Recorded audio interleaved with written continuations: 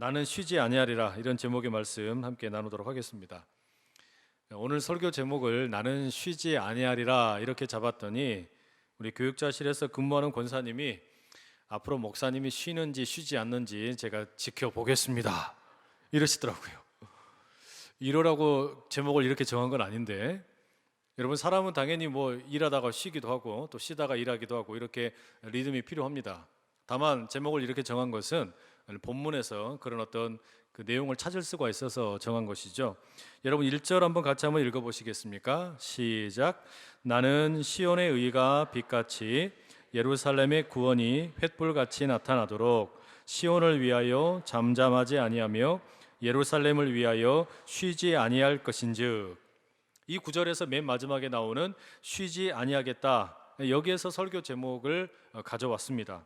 그런데 이 1절 말씀을 히브리어로 읽어보게 되면 꽤나 그 재미있는 그 발음에서 나오는 어떤 흥미로운 사실이 있습니다.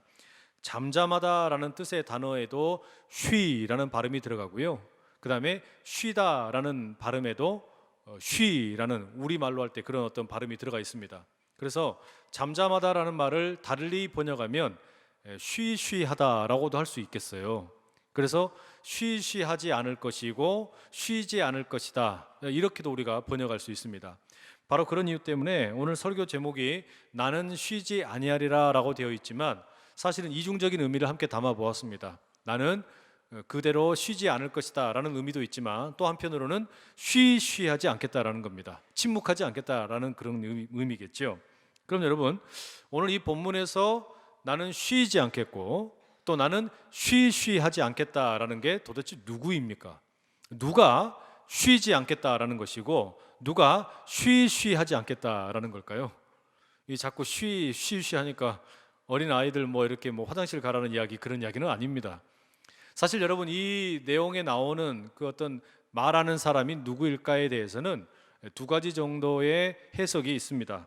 어떤 분들은 이 본문이 그 예언자의 목소리를 빌린 하나님의 말씀이다 라고 이야기합니다. 그래서 이 본문이 마치 하나님의 언약이라는 겁니다. 하나님께서 너무나 아끼고 사랑하는 예루살렘을 위해서, 시온을 위해서 절대로 쉬쉬하지 않고 또 쉬지도 않고 계속해서 말씀하시며 특별한 행동을 하시겠다라는 겁니다. 그러면 이 본문은 예루살렘이 회복될 것에 대한 기대와 소망으로 우리가 읽을 수 있게 됩니다. 그런데 또 다른 사람들은 이 본문을 해석하면서 뭐라고 말하냐면 이 본문은 온전히 예언자의 목소리다라고 이야기합니다. 그러니까 예언자가 하는 이야기라는 겁니다. 하나님과는 상관없이 예언자의 목소리라고 할 때는 이게 뭐가 되는 거냐면 기도가 됩니다. 특별히 중보 기도가 되는 겁니다. 지금 그럴 경우에 하나님께서 지금 예루살렘을 회복시켜 주시도록, 시온의 하나님의 영광이 돌아오도록 지금 이 예언자가 하나님께 중보하고 있다라는 겁니다. 하나님, 예루살렘이 망한 것이 보이지 아니하십니까? 도와주세요. 시온이 하나님의 영광으로 빛나도록 하나님 다시 도와주세요. 이렇게 지금 중보하는 것으로 읽어질 수 있다라는 겁니다. 여러분은 이 두 가지 해석 중에서 어떤 게 더 타당하다라고 생각을 하십니까? 이 각각의 해석은 나름의 어떤 논리가 있고 또 근거가 있습니다. 또 어떤 식으로 읽어도 이 본문을 이해하는데 크게 문제는 없습니다. 다만 오늘 설교를 위해서 저는 이 두 번째 의미를 가지고 이 설교를 하려고 합니다.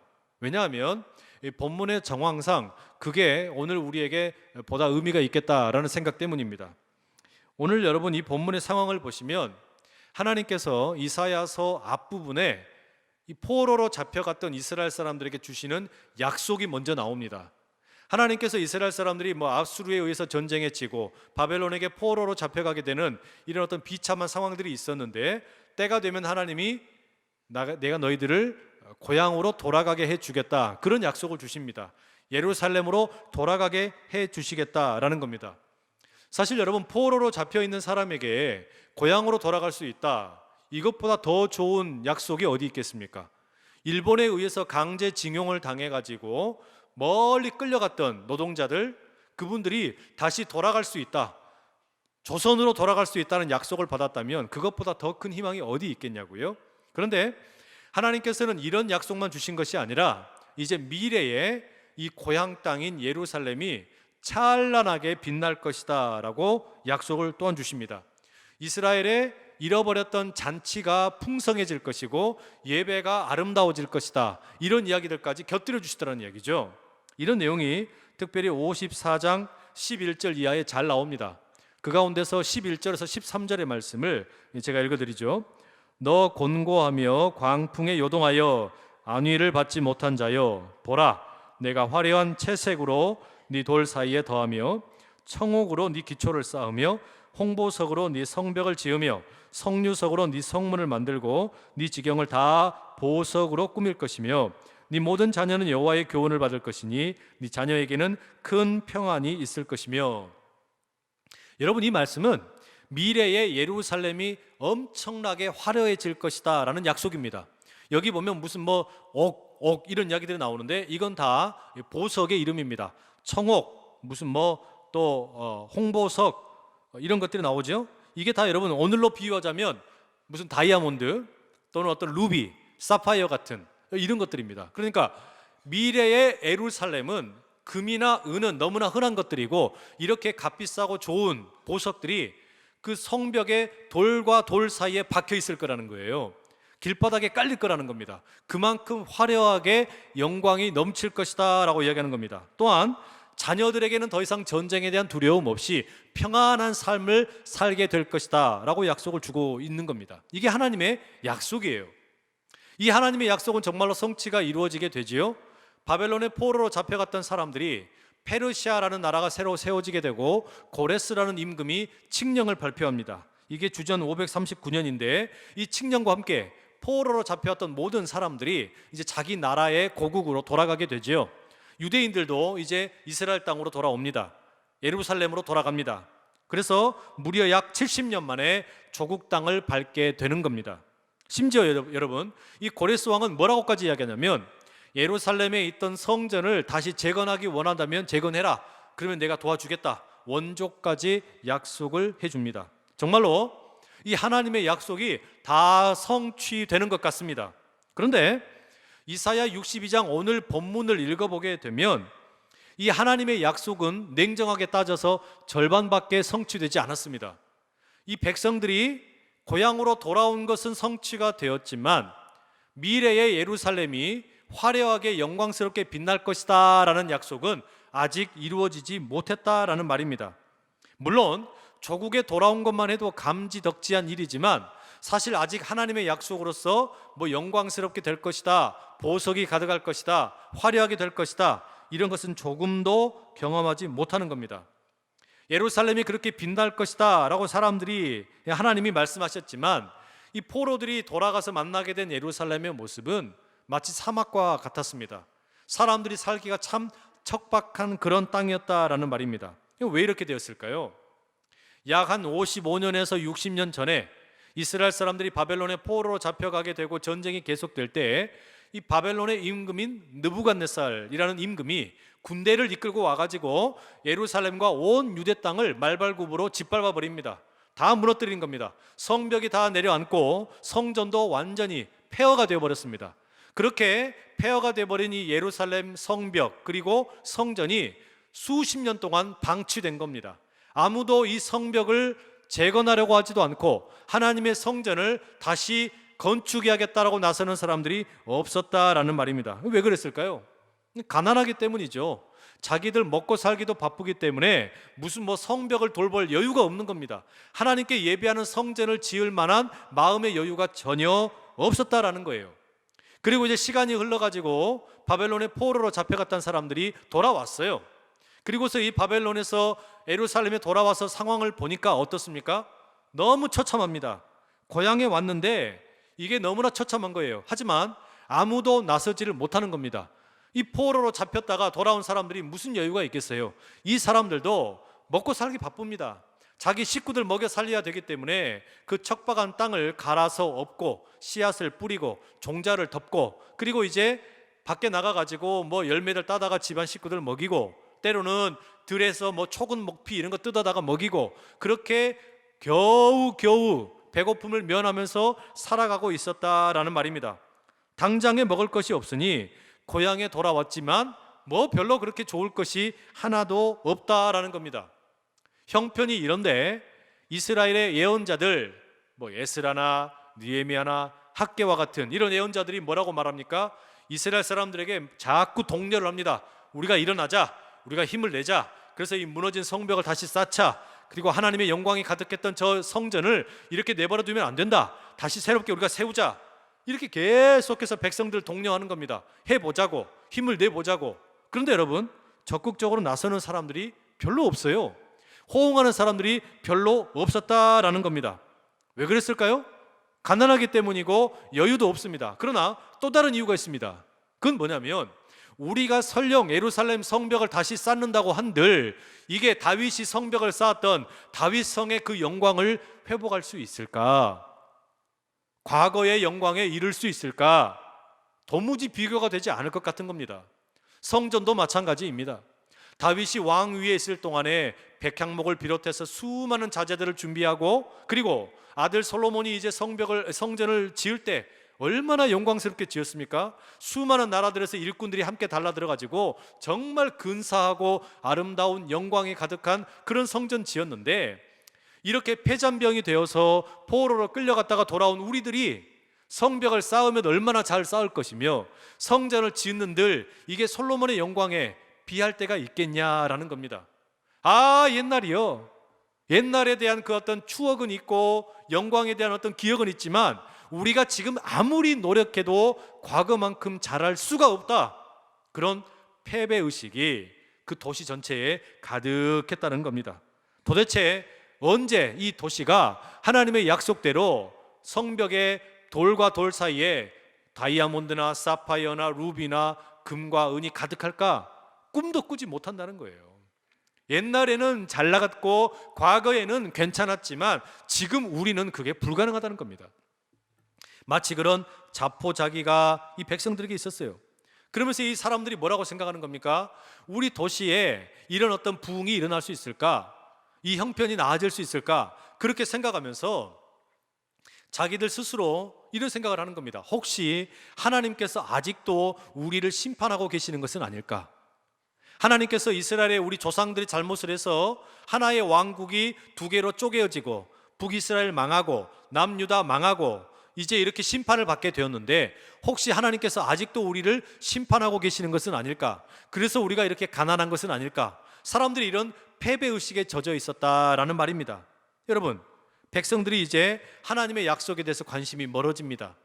자신들이 살아가고 있는 삶에 있어서 이제는 희망이 별로 없는 겁니다. 아무리 노력해도 과거의 영광에는 이를 수가 없을 것 같습니다. 어떻게 하면 좋겠습니까? 이런 과거에 대한 영광에 대한 도저히 방법이 없다, 아무리 노력해도 우리는 그렇게 할 수 없다, 패배의식에 젖어 있는 모습은 수천 년 전에 단지 이스라엘에 이 포로로 잡혀 있다가 돌아온 사람들의 이야기만이 아니에요. 오늘 우리의 이야기이기도 합니다. 안산에 많은 분들이 그런 이야기 하시더라고요. 안산의 경제가 참 좋았는데, 안산의 경제가 자립도가 대단했고 우리 전국에서 재정 자립도가 제일 좋은 도시였는데 공단들마다 다 부흥을 했고 이 회사들마다 성장을 거듭했고 정말 귀한 그런 도시였는데 침체되었다라는 겁니다. 그러면서 사람들이 뭐라 그럽니까? 과연 우리가 다시 그 옛날의 영광을 회복할 수 있을까? 너무 회의적인 목소리들이 많아요. 얼마 전에 안산 유통상가에서 이 소규모 사업을 운영하시는 분들 방문하고 예배를 함께 드렸습니다. 여러분들이 함께 둘러앉아가지고 예배를 드리고 이제 그 상가의 지하에 있는 그 식당에 가서 식사하러 갔어요. 근데 그 지하에 있는 식당에 딱 들어가니까 옛날에는 다 식당이었는데 이게 문을 닫은 겁니다. 식당들이 다 창고가 되어버렸고 그냥 방치되어 있는 거예요. 왜 이렇게 되었을까요? 옛날에는 사람들이 많으니까, 오며 가며 사람들이 많기 때문에 식당이 영업이 잘 되었기 때문에 사람들이 그렇게 많고 영업도 잘 됐어요. 그런데 점점 사람들이 줄어들게 되고 어떤 드나드는 사람들이 줄어드니까 식당을 문을 닫습니다. 그냥 창고로 쓰는 겁니다. 이러면서 여러분, 사람들 마음에 어떤 생각이 들겠어요? 이제 과연 다시 우리가 옛날처럼 잘 될까? 옛날처럼 우리가 정말 영광스럽게 될까? 이런 생각이 먼저 사람들 마음을 사로잡고 있다는 이야기입니다. 그렇게 되어버리는 겁니다. 여러분, 이게 경제만 그런 게 아닙니다. 제가 신대원 다닐 때 유명한 목사님 한 분이 채플에 오셔서 설교를 하셨어요. 근데 이 설교 제목이 참 시간이 오래됐지만 지금도 기억이 납니다. 막차를 탄 사람들, 뭐 이런 제목의 설교였어요. 이 설교의 내용이 뭐냐면 이 목사님께서 신학교를 다닐 때에는 정말 좋았다는 겁니다. 교회들이 다 성장을 하던 시기였고 부흥을 하던 시기였기 때문에 신학생들이 어서 오라고 환영을 하고 갈 데가 많았다는 거예요. 조금 부족함이 있어도 공부를 많이 못해도 교회들마다 환영을 하고 이 신학생들이 갈 데가 많았기 때문에 대접을 잘 받았대요. 그리고 교회에서 목회하는 것도 너무 재밌었답니다. 교회마다 사람들이 몰려오지 부흥을 하지 이러니까 몸은 힘들어도 재미있고 보람이 느껴졌다는 겁니다. 그런데 이제 시대가 이렇게 지나면서 지금 신학생들을 보니까 미안하고 불쌍하다는 겁니다. 앞으로 과연 이 신학생들이 졸업을 하고 갈 데가 있을까 염려가 된다는 겁니다. 목회가 과연 옛날처럼 부흥할 수 있을까 회의적인 생각이 든다는 이야기예요. 그래서 지금 신학생들은 마치 막차를 탄 사람들처럼 보인다는 겁니다. 한국 교회 부흥에 막차를 탄 사람들처럼 보인다는 거예요. 아무리 노력해도 이제 한국 교회의 부흥은 끝났다. 한국 교회 부흥은 이제 더 이상 불가능하다. 이런 어떤 패배의식이 그 속에 조금은 들어있는 것 같다는 이야기입니다. 여러분, 이게 경제만 그런 게 아니고 교회만 그런 게 아니고 병이 들면 사람의 마음이 또 그렇게 됩니다. 우리 병에 걸려가지고 병원에 누워 계신 우리 환우분들 가서 이야기해 보세요. 제가 아는 어떤 장로님이 최근에 그 운동신경세포만 선택적으로 파괴하는 이 루게릭병의 진단을 받으셨어요. 그런데 여러분, 이렇게 병에 그냥 무기력한 병을 이렇게 만나놓고 보니까 희망이 사라지는 거예요. 내가 과연 옛날처럼 뛰어다닐 수 있을까? 내가 과연 옛날처럼 이렇게 마음대로 움직일 수 있을까? 회의적인 생각이 드는 겁니다. 과거에 내 그 건강했던 모습이 과연 돌아갈 수 있을까? 옛날엔 나도 참 괜찮았는데 안 될 것 같다는 거예요. 이런 패배의식이 여러분 우리 속에 가득합니다. 그게 가정에도 가득하고 일터에도 가득하고 교회에도 가득하고 우리 건강의 위협을 만날 때 병원에도 그런 이야기들이 수두룩한 거예요, 여러분. 이게 여러분 우리 마음속을 지배하고 있는 경우가 참 많아요. 사람들이 이런 패배의식에 사로잡혀가지고 아무것도 못한 채 그냥 나자빠져 있는 경우가 얼마나 많은지 모른다는 말입니다. 여러분, 이런 예를 찾아보자면 밤을 새서 이야기해도 부족함이 없습니다. 얼마나 이런 경우가 많은지 모릅니다. 아마 어쩌면 지금 이 자리에 앉아있는 우리 예배 드리시는 분들 가운데에도 내가 아무리 노력한다고 과거처럼 되겠어? 내가 아무리 노력한다고 과거에 그 좋았던 거 돌아갈 수 있을까? 그런 절망 가운데 있는 분들이 있는지도 모르겠습니다. 여러분, 어떻게 하면 좋겠습니까? 이런 상황에서 여러분 우리가 어떻게 하면 좋겠냐고요. 바로 이런 시선에서 오늘 본문을 우리가 읽어볼 필요가 있습니다. 이 예언자는 지금 백성들에게서 그 마음을 읽은 겁니다. 아무리 우리가 노력한다고 한들 예루살렘의 이 성벽이 다윗 성처럼 튼튼하겠어? 우리가 아무리 노력한다고 한들 솔로몬 성전의 그 영광에 이를 수가 있을까? 불가능하다. 패배의식에 사로잡혀 있다는 말입니다. 그들을 보면서 이 예언자가 지금 뭐 하는 겁니까? 중보기도 하는 거예요. 하나님에게 매달리는 겁니다. 하나님 제발 좀 도와주십시오. 이 백성들을 이대로 내버려 두지 마십시오. 예루살렘을 이대로 내버려 두지 마십시오. 시온의 영광이 다시 돌아오게 하여 주십시오.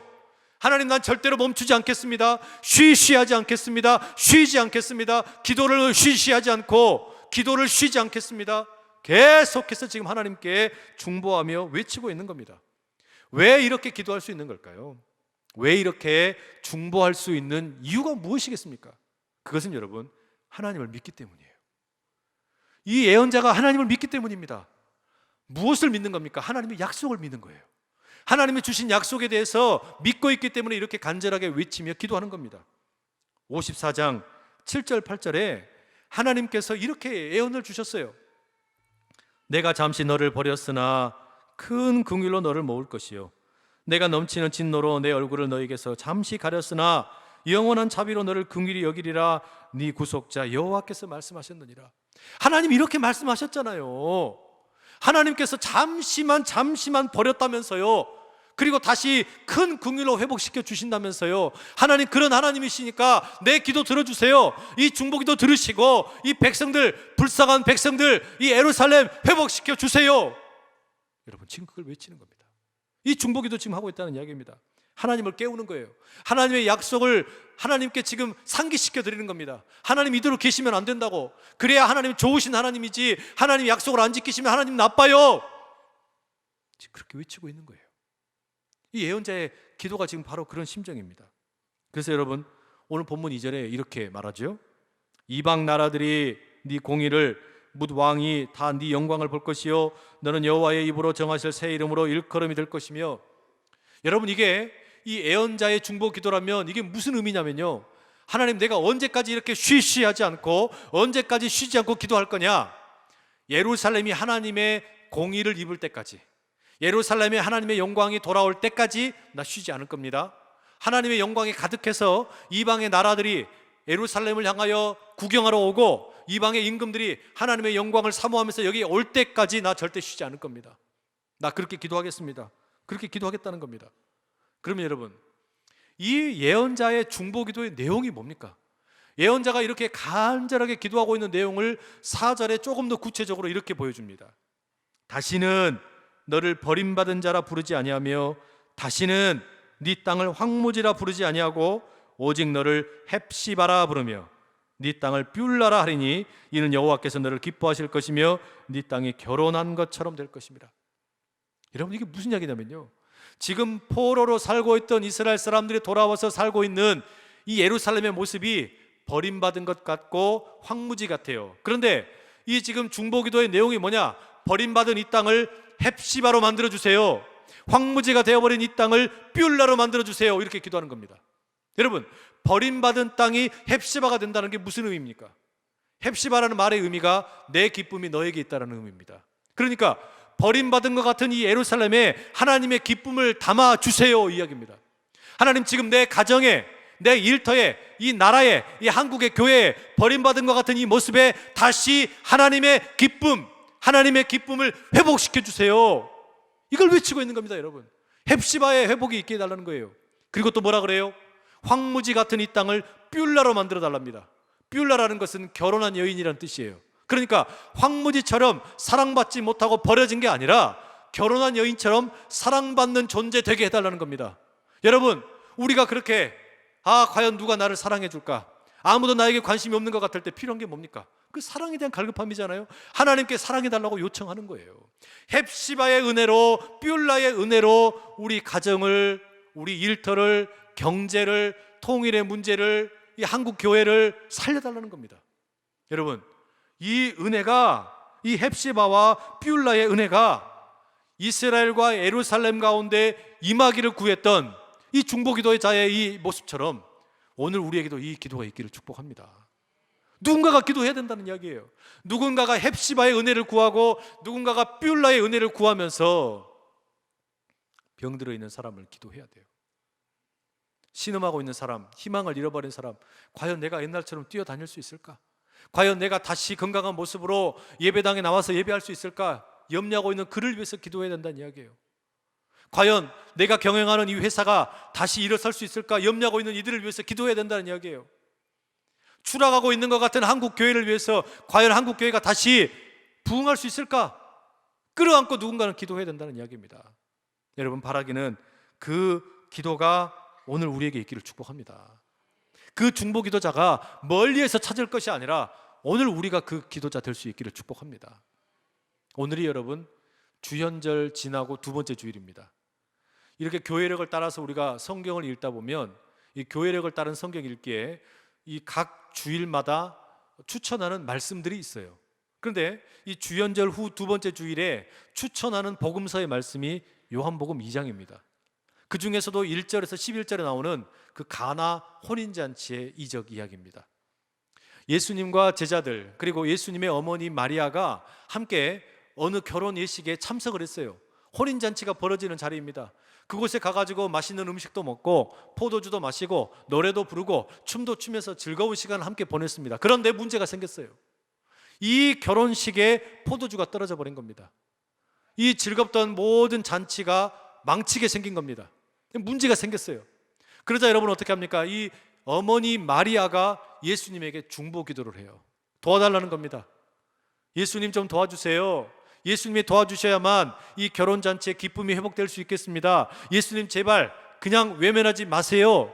어머니 마리아가 그렇게 구해요. 그랬더니 어떻게 합니까? 예수님이 너무나 냉정하게 거절을 하세요.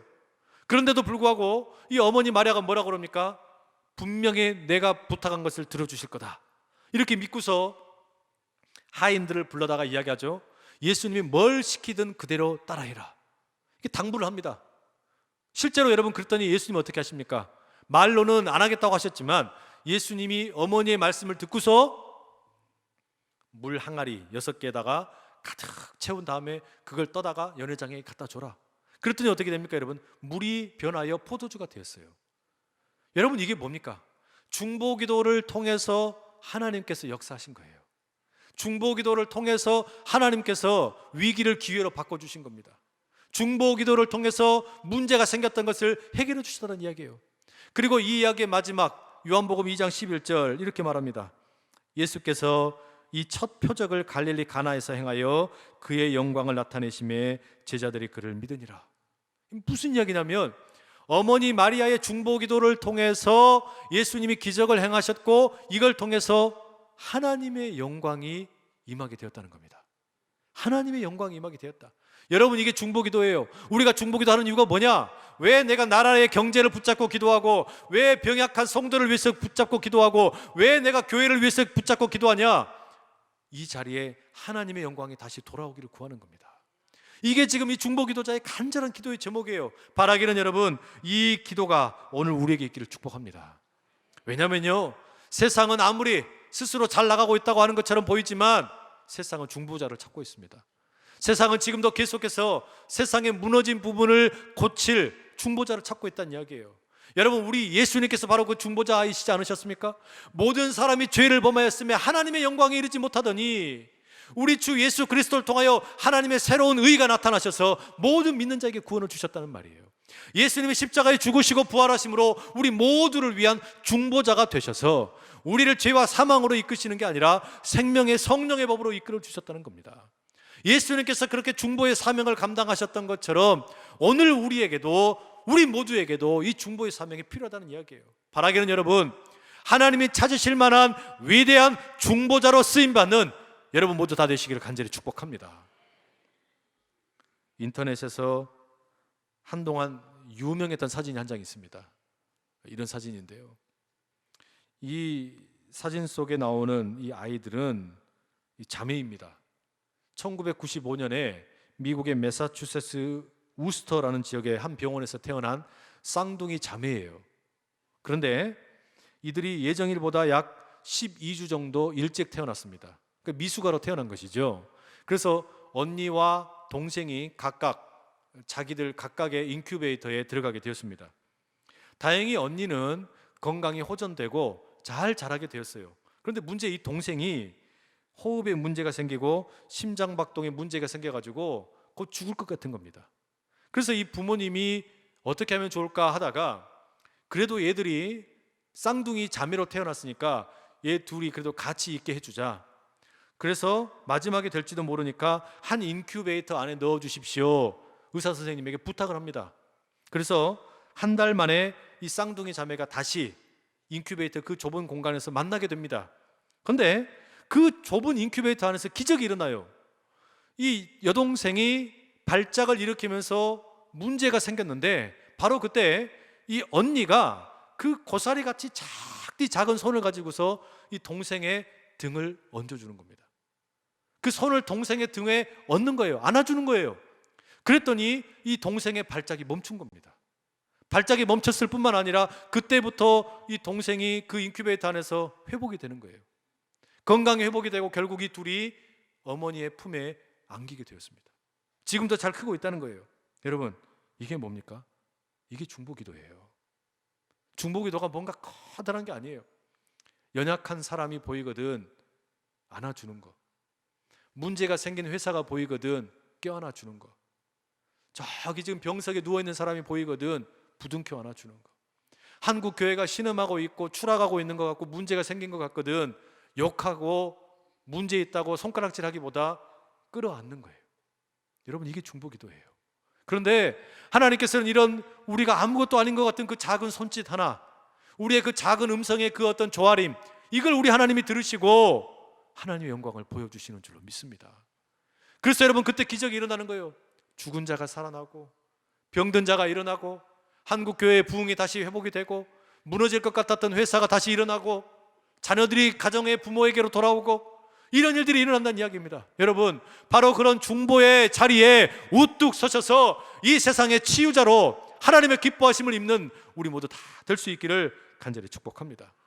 바로 그때 여러분, 이 땅이 아무리 버림받은 것 같고 황무한 것 같지만 헵시바의 은혜가 임하게 될 것이고 뷰라의 은혜가 임하게 될 줄로 믿습니다. 바로 그 일에 힘있게 쓰임받는 우리 모두 다 될 수 있기를 간절히 축복합니다. 기도하겠습니다. 사랑하는 아버지 하나님, 우리를 위하여 우리 예수님께서 중보자가 되어주셔서 십자가에 죽으시고 부활의 능력으로 우리 모두를 살려주신 것처럼 아버지, 이제 우리가 하나님께 쓰임받을 만한 중보자 되게 하여 주시옵소서.